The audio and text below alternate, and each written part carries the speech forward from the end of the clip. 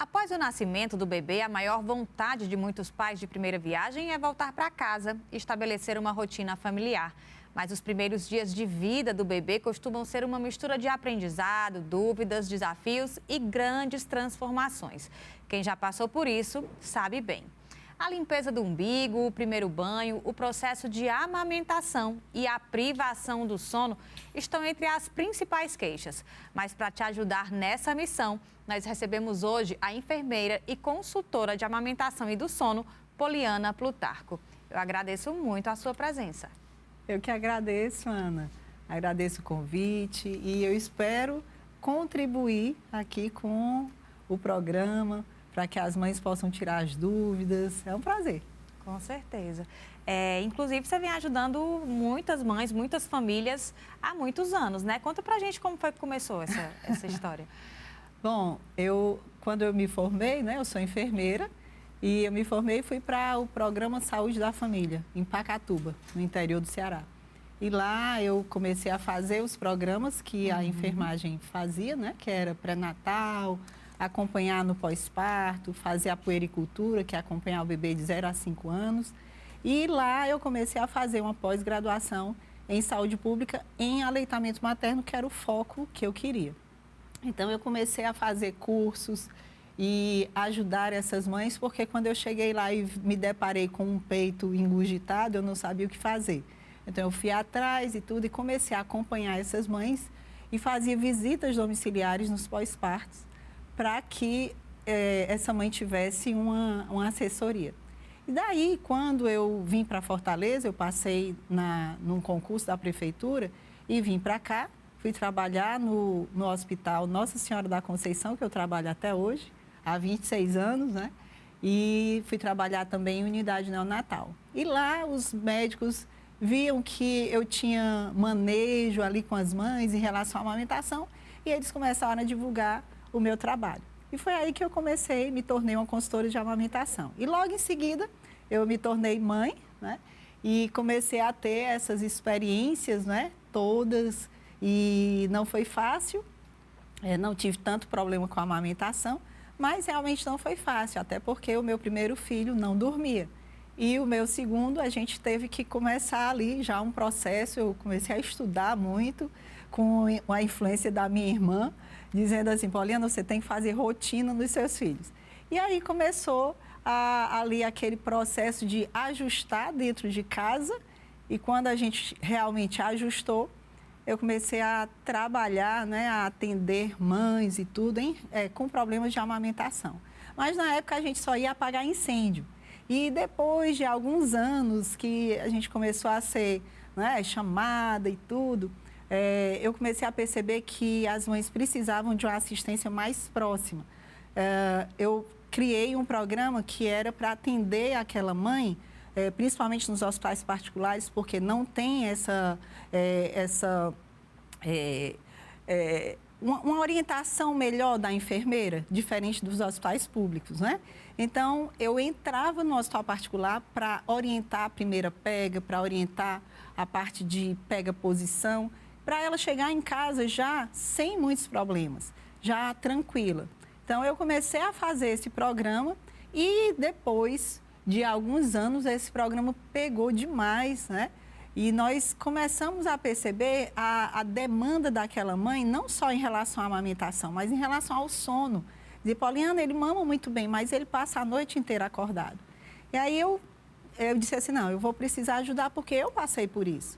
E eu sei o que é ter uma noite inteira acordado, né? Então eu comecei a estudar muito, fiz muitos cursos e, enfim, comecei a criar o meu próprio método.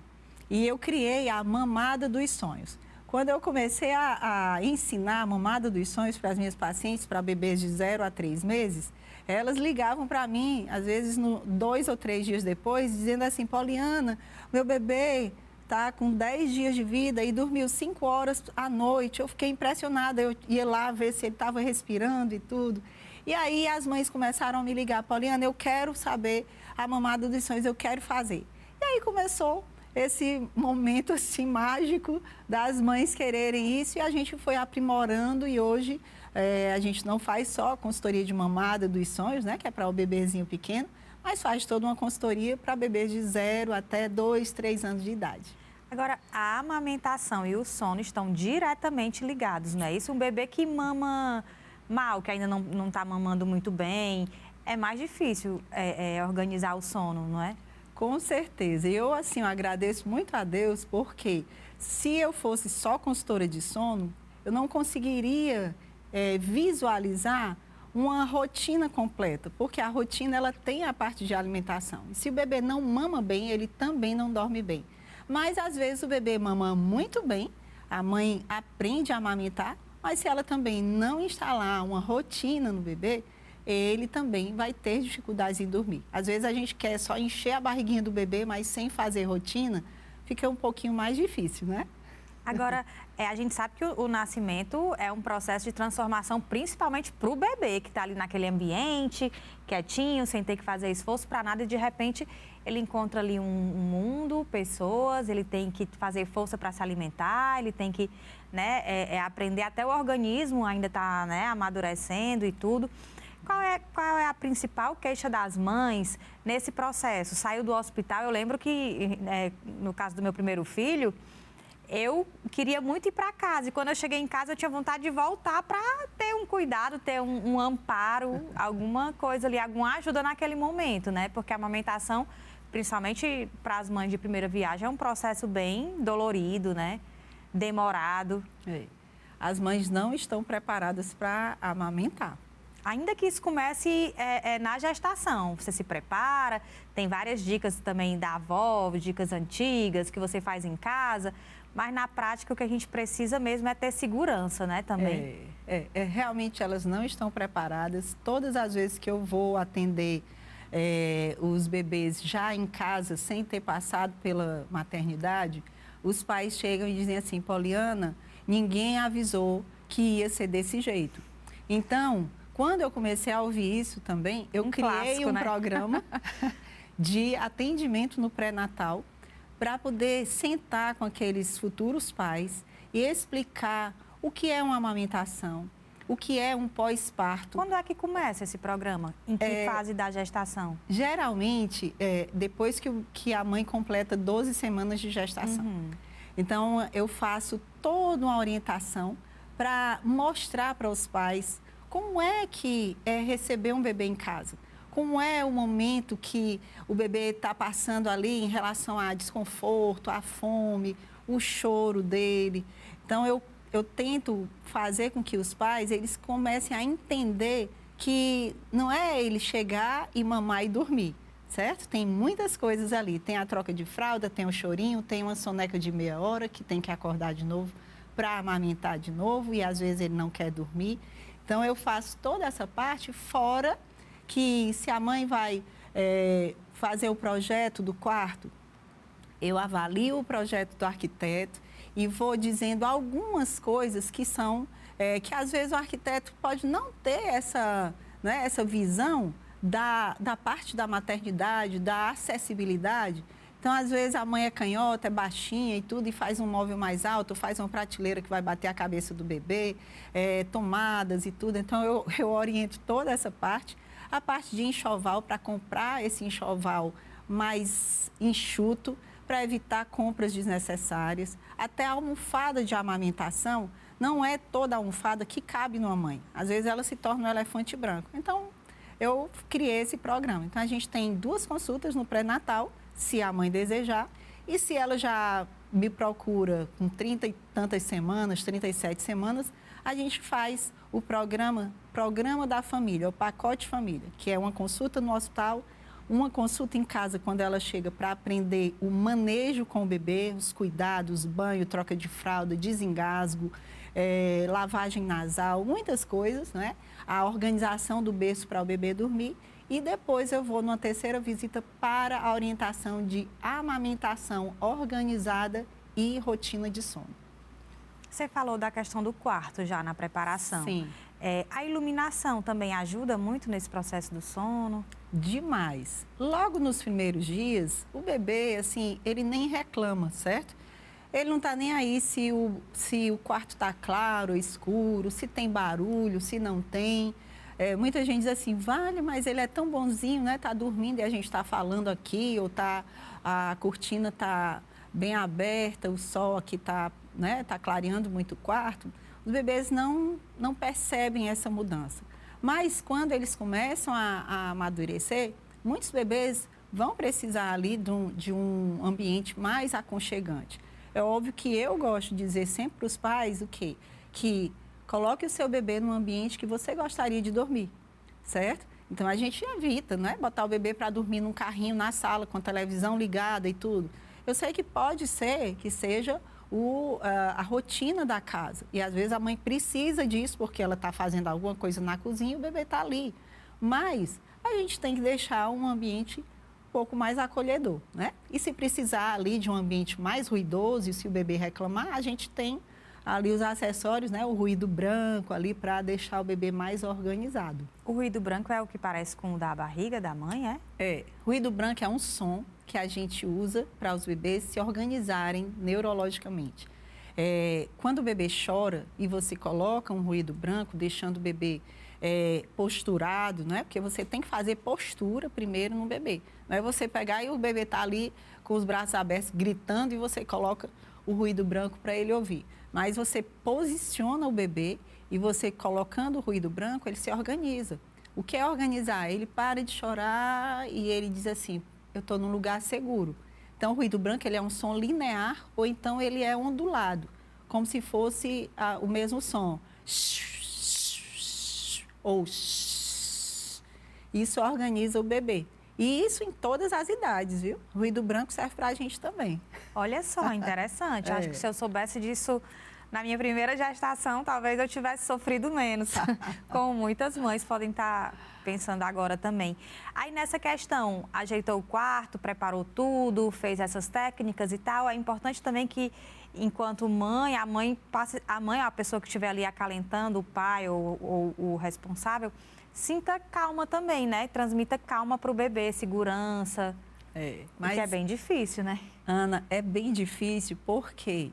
Porque muitos pais hoje, né, a quantidade de pessoas que eu atendo, pelo menos 70% nunca pegou em um bebê, certo? Os pais de primeira viagem nunca tiveram acesso a um bebê recém-nascido.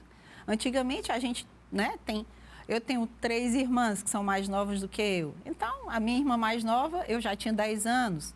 Eu já pegava nela, colocava no colo. E quando o pai nunca pega no colo, nunca pegou, né? Então, na hora que o bebê chora, é realmente desesperador. Então, quando eu vou orientar, inclusive, né, tem um vídeo aí que eu mostro, até coloco nas minhas postagens, né?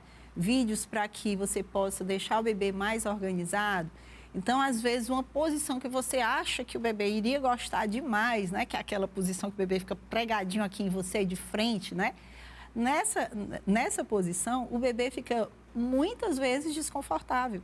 Quando Olha você só. põe ele aqui, se ele estiver meio acordadinho, ele fica bibicando aqui como se fosse um pica-pau. E aí, às vezes, os pais querem ficar aqui, aí ficam com ele, mesmo que o bebê tenha mamado bem. E aí, eles quer mamar de novo. E a mãe que vai sofrer todas essas consequências, né? Por quê? Porque está chorando, quer mamar, está chorando, quer mamar. Então, eu ensino várias posições de conforto para que o pai consiga ter segurança, evitar sacudir o bebê, porque quanto mais o bebê chora, mais a gente tem a tendência de sacudir. E a gente sabe da síndrome do bebê sacudido, né? Então, assim, quando você nina o bebê, vamos supor que aqui é a calota craniana, certo? E aqui é o cérebro. O cérebro do bebê, da gente, né? Ele está, ao redor dele tem líquido, certo? Então, ele não fica encostado na calota. Então, na hora que você faz isso aqui, ó, com o bebê, o cérebro está aqui direitinho. Mas se você faz isso aqui, o cérebro começa a bater. E a gente chama síndrome do bebê sacudido, são as crianças que estão chorando, desesperadas, e os pais estão sacudindo. Então, essa cabeça vai e volta, é como se ele tivesse tendo uma batida de carro, né? Que o cérebro continua, mas a calota para. Então, ele fica fazendo isso aqui e pode realmente dar, né, vários desconfortos, inclusive desmaio na criança e outras coisas bem mais consequências piores, né? Também. Então, por isso que a gente... Isso, consequências tardias, né? Hemorragia em base de crânio, né? Umas microhemorragias que você não vai perceber na hora. Então, o balançado, ele tem que ser, mesmo que o bebê esteja naquele grito, naquela irritabilidade, o pai tem que transmitir calma e outra, ele não está abandonado. Ele está chorando no colo e você precisa ajudar. Então, quanto menor é o bebê, mais ele precisa de segurança. Então, mais ele precisa estar ali com os bracinhos colocados aqui no meio do peitinho, as perninhas mais fletidas, né? E aí ele se sente ali, opa, estou aqui no meu ambiente gostoso. Às vezes o pai não tem essa facilidade de pegar, então passa um paninho nele e põe ele aqui, que ele já se sente mais seguro. E aí você faz os balancinhos, né? Que as minhas pacientes chamam a dancinha da tia Polly, né? Que faz a quedinha, né? Ali, com todo conforto e tudo. Por quê? Porque essa quedinha é exatamente o que o bebê sentia na barriga da mãe. Então, assim, a barriga, quanto mais ela cresce e você anda, ela fica fazendo ali aquele movimento, né? Porque ela não tem ali uma fixação. Então, na hora que você anda, você faz. Então, a gente reporta esse mesmo movimento para o bebê quando está fora do útero. E aí ele se organiza. Agora, assim, com conhecimento é mais fácil com que os pais fiquem seguros, se sintam preparados para passar segurança para aquele bebê que ainda é bem imaturo, né? Tanto Sim. no organismo, ainda vai muita coisa se desenvolver, como também aprender a dormir, aprender a comer, é tudo novo, né, para aquele bebê. No caso da amamentação, já nessa questão do sono com a amamentação. Sim. É muito comum as mães, e no meu tempo diziam muito que tem que botar o seio no sol, tem que passar uma esponja vegetal para poder evitar uma fissura no bico do peito e tudo. E muitas vezes é inevitável. O bebê, uma pega errada, já causa um desconforto na mãe, não é? Dificulta esse processo de amamentação. Muitos pais vão até para a fórmula porque não consegue, né? Ou por algum outro motivo. Como é que você orienta? Como é que você acalma essa mãe? Como é que você diz, vamos continuar, não vamos desistir? Porque é bem difícil, né? Quem já passou sabe. Às vezes a mãe acha que ela fazendo banho de sol, fazendo, às vezes, uso de pomadas, né? No pré-parto, vão ajudar. E, na realidade, não ajudam. Deus já fez a mudança, né? Durante a gestação, a mulher sofre mudanças justamente para a proteção do corpo dela. Por exemplo, quando você engravida, 90% das mulheres, pelo menos, tem uma mudança da coloração do mamilo, da areola. Ela fica mais escura, justamente para aumentar essa proteção, certo? As mulheres que têm a areola rosada ficam mais amarronzadas. Mulheres que têm a areola amarronzadas ficam bem mais escuras. E quanto mais escura, mais proteção. Mas não significa que, na hora de botar o bebê no peito, se a areola é preta escura, né? Porque tem mulheres que ficam com a areola bem escura. Às vezes, a gente diz assim, olha, é a melhor cor de areola que a gente podia ver, era uma areola preta, né? Então, mesmo assim, sofrem. Por quê? Porque quando o bebê pega, se ele pega errado, ele lesiona o mamilo. Então, as mulheres começam a sofrer. E se elas aprendessem desde o início a pega correta, a posição, a melhor posição de amamentar, mamas muito volumosas, tem outras posições que vão facilitar, então elas vão com menos desconforto para casa. Agora, quando eu chego e já tem esse problema, então nós vamos ajustar a pega, fazer laser nos mamilos para acelerar o processo de cicatrização. Então, tem muitas coisas que podem ser feitas para que essa mãe, ela mantenha a amamentação. Então, às vezes, ela está ali com aquela o mamilo sangrando dos dois lados. Então, a gente faz a pausa, faz ordenhas, faz a laser terapia, mantém essa mãe com a produção de leite, né, ordenhando, para que ela, daqui a 24 horas ou 48 horas, volte a amamentar, certo? E não sofra, né? Eu sei bem como é esse sofrimento. No meu tempo também tinha uma questão de uma pomada de glicerina que você passava à noite, no outro dia, não tinha problema do bebê. Isso ainda é recomendado ou já mudou? As pomadas de lanolina, certo? Isso. Lanolina 100%. Em algumas mães eu uso. Mães que fizeram cirurgia de mama, certo? Tiveram areola já cortada. Então, é uma areola que não tem uma lubrificação e a gente faz ali um pouquinho, eu digo assim, olha, bote 1 grão de arroz ali no seu dedo e passe, tire o excesso, é só para deixar um pouco lubrificada, para quando o bebê for mamar na próxima mamada, ela ter uma certa lubrificação e diminuir o risco de lesão por atrito, certo? E aí, assim, é raro a gente usar, mas às vezes é necessário. E quando o bebê fica viciado no peito, aquele bebê chora muito, a mãe vai lá, acalenta, bota no peito e ele para. E aí o bebê fica... É recomendado o bico? O que é feito nesse Na maioria caso? das vezes, Ana, é falta de rotina, é falta de avaliação da mãe. Então, quando eu vou na casa, não é, dos pais e tudo, aquela família, ela está fragilizada. Por quê? Porque o bebê passa o dia inteiro mamando, passa o tempo inteiro, chorou, bota no peito. Por quê? Primeiro, não sabe acalentar. Segundo, não sabe amamentar com qualidade. Então, assim, o foco da minha consultoria é mamada de qualidade ou, às vezes, se a mãe não amamenta, se ela faz fórmula para o bebê, que tem vários motivos, né, pelo qual elas não puderam amamentar, né? Então... mas mesmo assim, eu chego a ver bebês que fazem fórmula e, por exemplo, eu fui atender agora uma bebê que ela tomava 6 mamadeiras à noite, né? Por quê? Porque ela chorava e só conseguiam fazê-la parar de chorar se ela tomasse leite. Então, é uma bebê que estava obesa, né? Porque tomava fórmula de dia, não se alimentava bem, já tinha 8 meses, né?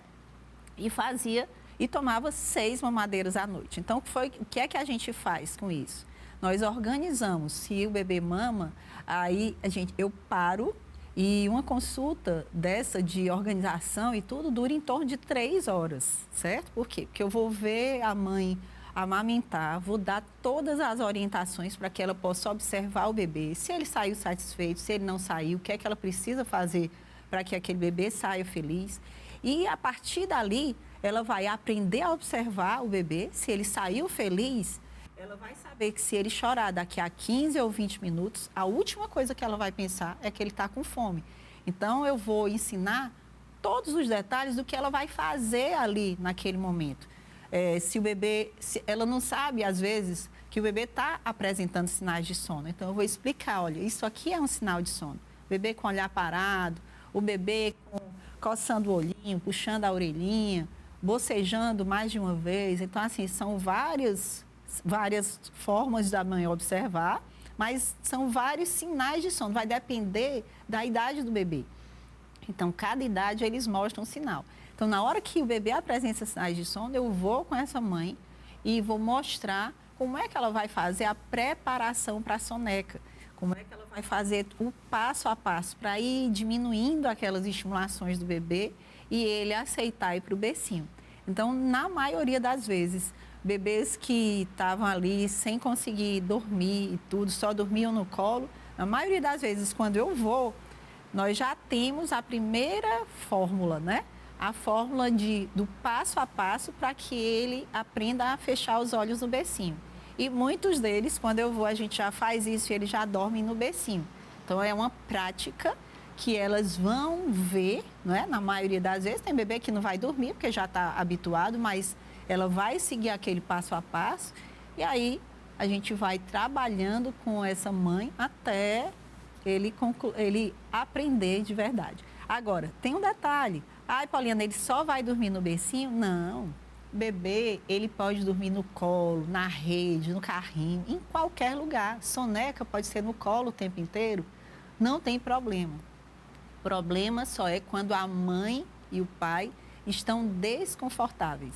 Se você faz cama compartilhada com seu filho e está tudo bem, não sou eu que vou mudar, certo? Eu mudo mães e famílias, né? A gente ensina para evitar que eles fiquem desconfortáveis, para que a maternidade seja tranquila.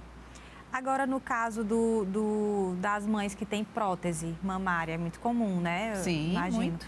Isso atrapalha alguma coisa da amamentação ou não? Na maioria das vezes, não. Não. A não ser que, assim, quando essa prótese é colocada pela areola, né? Que tem abertura areolar e tudo, às vezes tem obstruções de ductos, né? Porque às vezes se a areola for cortada, retirada, então tem essa obstrução. Mas hoje em dia as técnicas estão muito modernas que a maioria dos cirurgiões estão mantendo, né, ali todos os ductos das glândulas, né? Eles não estão seccionando, cortando ali, e a gente está tendo êxito, né, em relação a isso, a amamentação com prótese, até com corte pela areola. Num passado recente, eu lembro que muitas pessoas diziam que quando o bebê chorasse no berço, deixasse ele no berço e ele pegava no sono só. Mas isso não existe, né? Antigamente, certo? A única forma que a gente sabia, né, que tinha êxito em colocar o bebê para dormir, ele aprender a dormir, era o método de ferberização, né? E, inclusive, foi o método que eu fiz no meu filho, certo? Por quê? Porque só tinha aquele método. Só que, quando eu comecei a trabalhar, não é, com as mães e tudo, eu via que esse método era, assim, eu fiquei desconfortável quando eu fiz com meu filho. Com né? certeza. Mas aí nós fomos, né, cada vez mais estudando, e eu criei o meu método de colo e aconchego. Então, assim, nós não fazemos esse método, nós fazemos um método que o bebê está dentro do quarto e o pai ou a mãe ou o cuidador está dentro do quarto até o bebê dormir. E o choro do bebê é atendido, o bebê é tocado, é colocado no colo, é ninado e tudo, mas ele aprende a dormir ali no bercinho. Então, foi um método que eu fui desenvolvendo e aprimorando cada vez mais, e hoje nós temos um método muito gostoso, confortável, que, assim, eu sou muito procurada por causa desse método que as mães dizem: ai, Poliana, eu soube que o seu método é de colo e aconchego, então eu quero isso para o meu filho.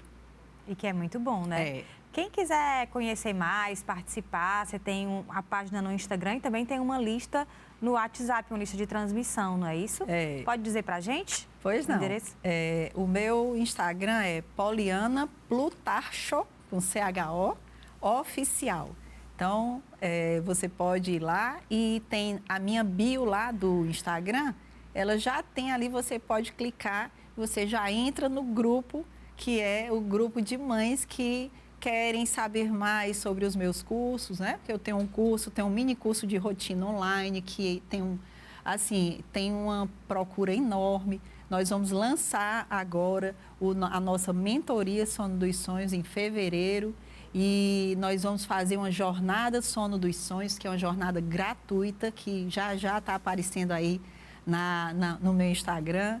E a partir de segunda-feira nós vamos fazer lives diárias, certo? Maravilha. Para responder as perguntas e falar sobre temas bem interessantes. Tá bom. Nosso tempo, infelizmente, está acabando. Eu agradeço muito a sua presença, a sua participação. E eu espero recebê-la mais vezes aqui. Muito obrigada. Eu agradeço muito o convite, viu? Eu estou muito lisonjeada. Que bom. Obrigada. Eu espero por você no nosso próximo encontro. Até lá!